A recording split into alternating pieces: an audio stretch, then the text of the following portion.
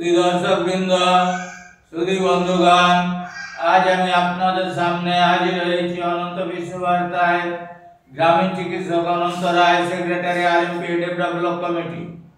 আজ আপনাদের সামনে মেডিকেল বুলেটিন থেকে কয়েকটি প্রশ্ন তুলে ধরব এবং তার উত্তর বলে দেব, যেগুলো আপনাদের জীবনে বহু উপকারে লাগবে। কোনো মহিলার মাসিক শুরু হচ্ছে না, কতদিন অপেক্ষা করা যাবে?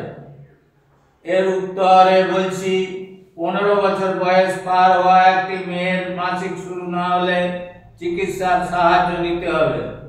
পরের প্রশ্ন, একজন মহিলা ন্যূনতম কত বছর বয়সে মা হতে পারেন? উত্তর, মেনার্জিতেই 9 থেকে 10 বছর বয়সেই মা হতে পারেন। পরের প্রশ্ন, মাসিক চলাকালীন কোনো মিলনে কোনো সমস্যা আছে কি? উত্তর, না, কোনো সমস্যা নেই।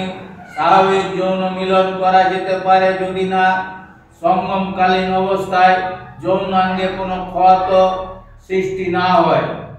পরের প্রশ্ন, যৌন মিলনের পর যোনি দিয়ে রক্তপাত কি বিপজ্জনক?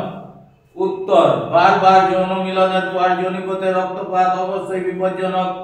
দ্রুত রোগ নির্ণয় ও চিকিৎসা দরকার। তাহলে আপনাদের সামনে প্রশ্নগুলো রাখলাম এবং উত্তর বলে দিলাম। এগুলো আপনাদের জীবনে বহু উপকারে আসবে, এগুলো আপনারা মনে রাখবেন।